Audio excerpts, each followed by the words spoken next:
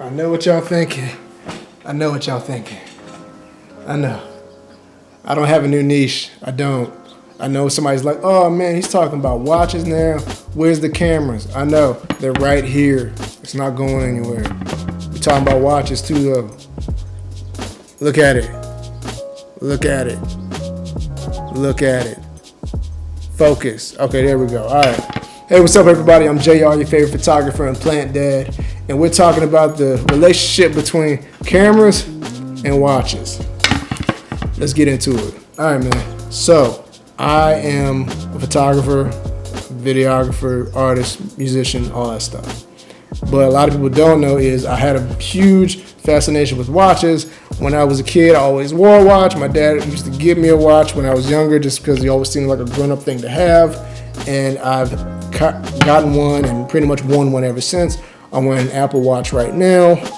And yeah, my love has always been how the design of watches, the fact that people like wearing watches, and it just looks cool. It looks like something you should just be wearing. But the older I've gotten and the more I've done research and learned about more photographic knowledge in my entire journey is that cameras are a lot like watches. Watches are a very old piece of technology. They're a very ever advancing piece of technology, and they are pretty much as well as photos and video, the significance of certain events. We know the watch of Paul Newman, the Rolex Daytona, the watch that was worn at the moon landing, the Omega, whatever, James Bond's watch, Arnold Schwarzenegger's watch in the Predator movies. What else?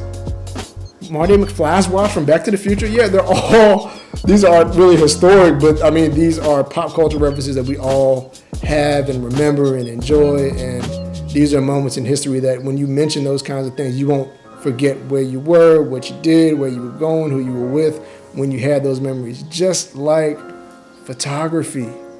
I've taken some of the best photos that I can have, and that's history to me. I've also worn this watch specifically for about 4 years now, and had some of the best moments I could ever have. I graduated college wearing this watch. I got rebaptized wearing this watch. And this is a watch I hope to pass down to my child if they choose to wear it. If they don't choose to wear it, I'm still gonna wear it until it falls off my wrist. But until then, I want to keep it. I want to keep making stories with it. I want to keep making history with it, just like this. As you all know, I shoot with the Fujifilm X Pro 2, a camera that I am never selling, ever. Don't ask.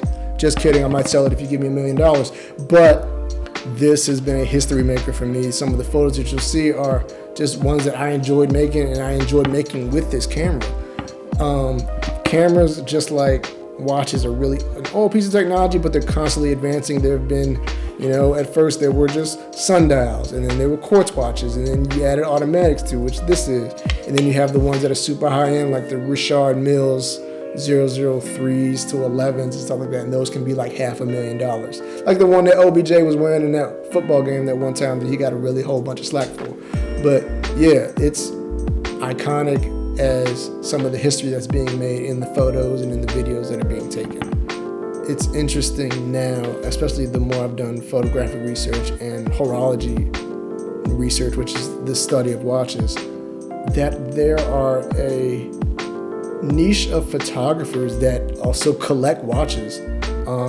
Howard Kendrick, who plays for this Washington Nationals, he plays for the Washington Nationals now still. He's a watch collector, and he also shoots Leica. Keenan Allen, who's an actor, he's an actor, and he also does photography, and he also shoots, and he also wears vintage watches. It's incredible to see who knows who, and just to be around and listen to the people that talked about their watches and their history with it is astounding to me. It's just as astounding as people that talk about their photography history to me.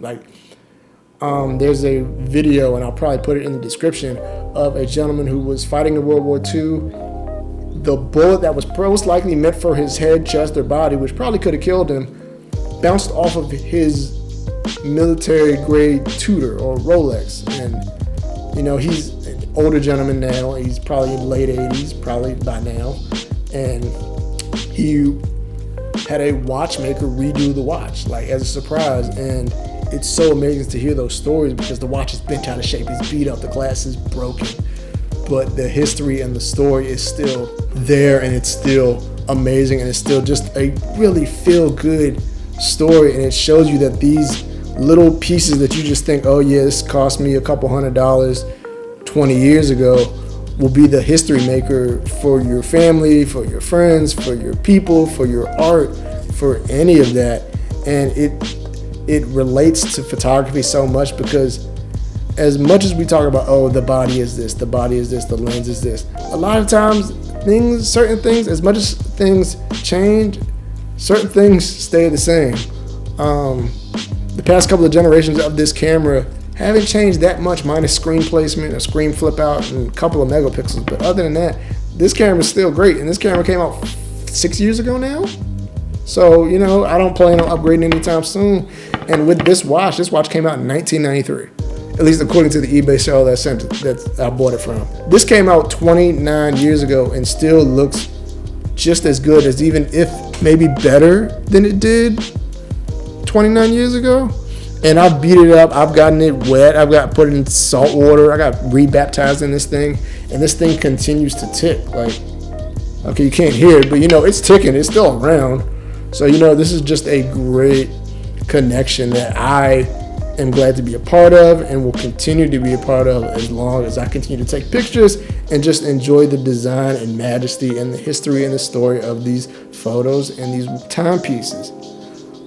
But yeah, man, I'm really young. I'm only 30 years old, so I'm still getting into the game a little bit. I don't have a vintage Rolex or a vintage Tudor or a vintage Richard Mille, if that's vintage, if you consider that vintage.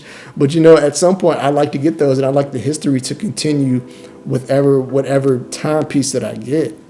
And I am blessed and thankful to be able to buy this piece even now. Maybe small in the whole scheme of things, but this is going to be the watch that I pass down to my children if they choose to have it.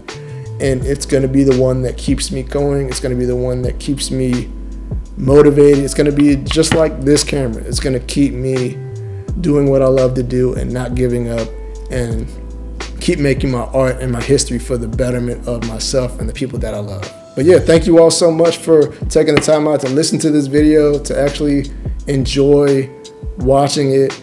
Please tell me if you got any good photography / watch stories, or if you found like a great bargain buy or something like that, or something was passed down to you from your grandfather to your dad to you, or something like that. Please let me know. And thank you all so much. Love you all. Be safe, wear a mask, wash your hands, and I'll catch you all in the next video. Peace.